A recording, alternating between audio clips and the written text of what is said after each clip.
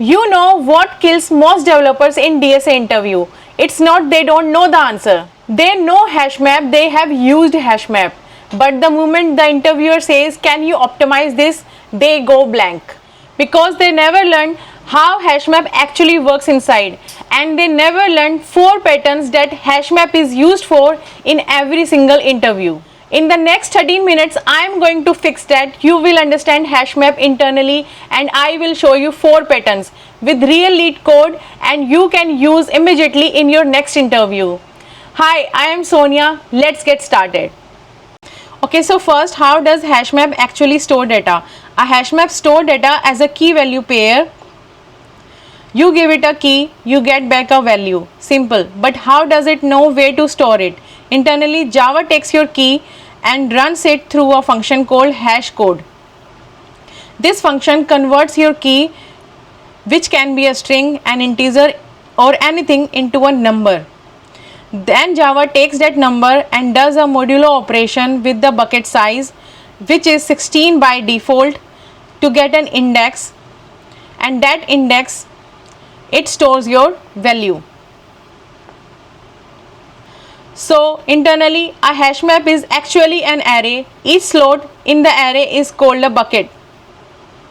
Now what happens if 2 different keys get the same index? That is called a collision. And Java handles this using a linked list at that bucket. In Java 8 and above, if more than 8 entries are in a bucket, it converts it to a tree. Red black tree for big O of log and lookup.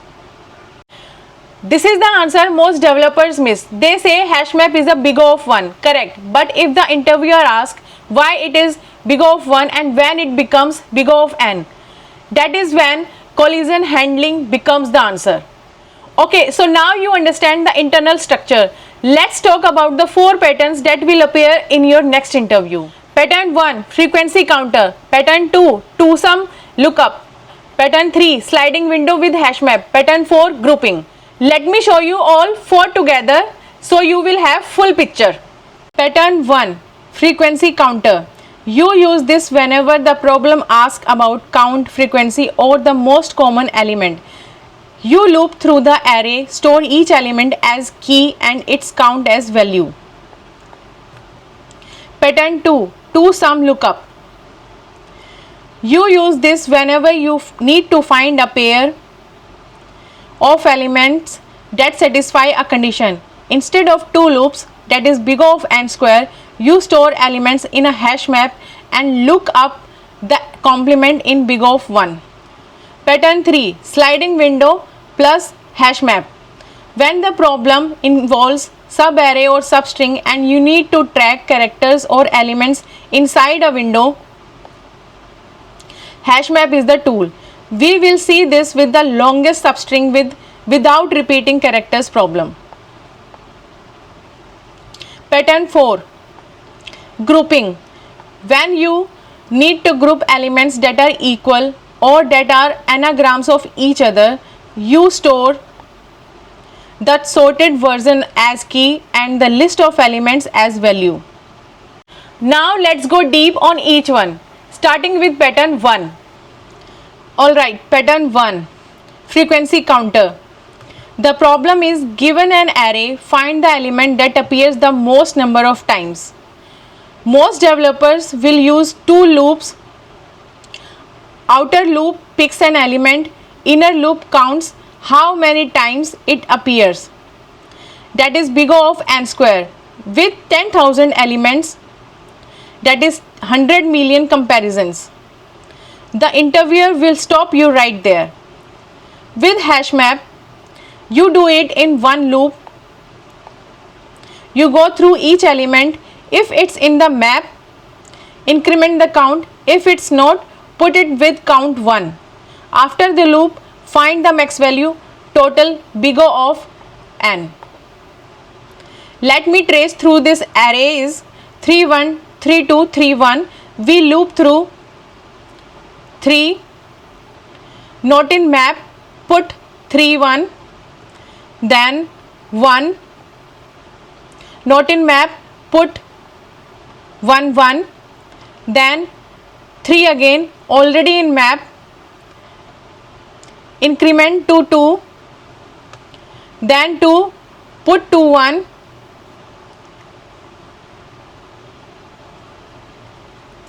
then 3 again, 3 3, then 1 1 2, loop ends. Max value is 3 at key 3, answer is 3. In code, very simple. For each loop, get for default. This is important, get or default. Num 0 plus 1. This handles the case where the key does not exist yet without a null check. If you use get or default in your interview, interviewer will notice. Most freshers do a null check manually, but you are using get or default. It's cleaner, shorter, and it shows you know Java API well. Before we move to pattern 2, one thing, when you are in an interview and you see a problem, ask yourself, do I need to count something? Do I need to find a pair? If yes, hash map is the answer. Pattern 1 or pattern 2. This is mental model, not the code. The pattern recognition. This is what separates the developers who crack the DSA rounds from those who don't. Pattern 2, 2 sum. Problem, given an array, nums and a target, return the indices of two numbers that add up to the target, cannot use the same element twice. Brute force. 2 loops, pick one element with the outer loop, check every other element with the inner loop. Big O of n square. Amazon, Google, Flipkart, they will reject you if you give this answer and stop there. Key insight is, here is the key insight. If I have a number, say 7, and my target is 9, then the complement is 9 minus 7, that is equals to 2. I need to find 2. So instead of searching for it with the second loop, I store every number I have already seen in hash map, and for each number I just check, is the complement already in the map. Lookup is big of 1. Let me trace through an array. The array is 2, 7, 11, 15 and the target is 9. I start, number is 2, complement is equal to 9 minus 2 equals to 7. Is 7 in the map? No. So I put 2 and its index 0 into the map. Next, number is 7. Complement is 9 minus 7 equals to 2. Is 2 in map? Yes, at index 0. Then return 0, 1. Done. One loop, big O of n. In code, very clean. Map stores element and map stores element as key and index as value. For each number, compute complement, check map, if found, return both indices. Store what you have seen so far. Look up the complement. This is the core of 2 sum. And this same idea applies to so many problems. Once you understand it here, you will recognize it everywhere. Pattern 3, sliding window plus hash map. Classic problem, longest substring without repeating characters. Given a string, find the longest pair of it where no character repeats. The idea is a window. We have a left pointer and a right pointer. We expand the right pointer to include more characters, but the moment we see a character that is already inside our window, we shrink from the left. Hash map's job here to remember, I have seen this character and the last time I saw it was at this index. So when we see a duplicate, we know exactly where to move the left pointer. We don't waste any iteration. Let me trace. String is ABCAB, left pointer is at 0 and right is also at 0. A, not in map, adds A0. B, not in map, add B1. C, not in map, add C2. length is 3. Now A again. A is in the map at index 0. Left moves to 0 plus 1, that is 1. Now window is BCA. Update A's position to 3. B again. B is in map at index 1, but index 1 is less than left pointer 1, so it's outside our window. Safe. Update B to 4. Length is still 3. The key trick is this line: left equals to math.max, that is left, map.get C plus 1. We take the max because sometimes the last position of a character is behind the current left pointer. We cannot move left backwards, so we take the max. This pattern, sliding window with hash map, once you understand it here, you can solve 15 different lead code problems. Minimum window substring, find all anagrams, permutation in string, all use the exact idea. Okay, 3 pattern done. Now 4th one, and this one is my personal favorite because it looks when you see it first, but once you understand the key inside, it becomes obvious. Pattern 4, grouping, group anagrams. Problem: given an array of strings, group the strings that are anagrams of each other together. So eat, tea, ate, all anagrams of each other. They go into one group. Net and tan, same letters, different order, one group, and bat alone. Brute force is to compare every word with every other word. Check if they are anagrams by sorting both and comparing. That is big O of n square, k log k, where k is the word length, completely impractical for large inputs. Here is the key inside. Two strings are anagrams of each other if and only if their sorted version are identical. EAT sorted is AET, TEA sorted is ATE, sorted is AET, EAT sorted is AET, TEA sorted is AET, ATE sorted is AET. Same key, same group. This is how you use hash map for grouping.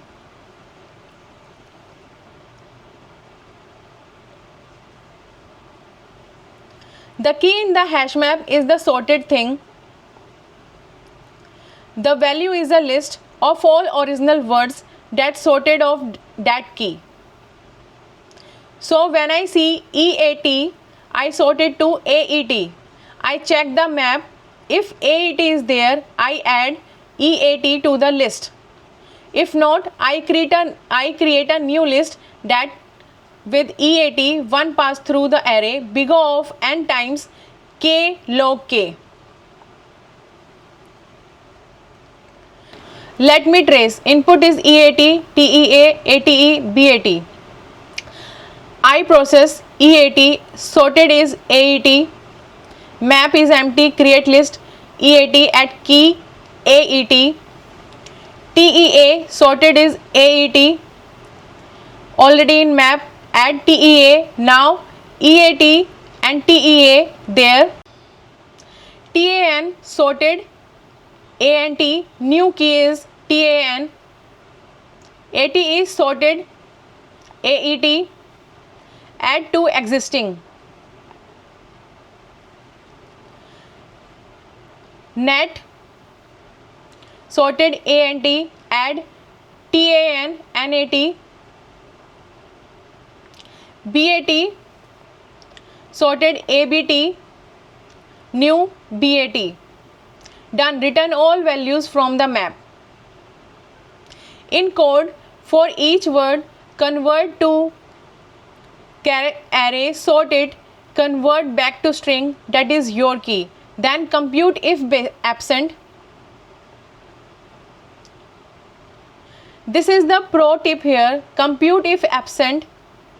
It create a new list only if the key does not already exist. Then you add the word to that list. Cleaner than checking contains key manually. The grouping pattern is everywhere. Group by first letter, group by length, or group by any property. You sort or transform the element into a canonical key and use that key in a hash map. The sorted string trick is one of the example. Alright, let's recap what we have covered today. 1. Hash map internally is an array of buckets. Hash code gives the index. Collision handling by linked list or red black tree in Java 8. 2. 4 patterns. Pattern 1. Frequency counter. Count things with get or default. Pattern 2. Two-sum lookup. Find pairs using complement. Pattern 3. Sliding window. Substring with math max trick. Pattern 4. Grouping. Sort the element to get the canonical key and group with compute if absent. 3. All 4 patterns that brings you down from big O of n squared to big O of n. The moment you see a brute force problem in your interview, ask yourself, can I use hash map here? And the answer is almost always yes. I have made a full PDF cheat sheet about array list and string, formulas, code templates, time complexity and interview scripts explained very well. You can purchase it at very low cost. Link is in the description and you can use it in your next DSA interview. If this video helped you, subscribe. I post 2 deep dive videos every week, Thursday and Saturday, specifically for the developers preparing for Java and DSA interviews. And follow me for quick tips daily.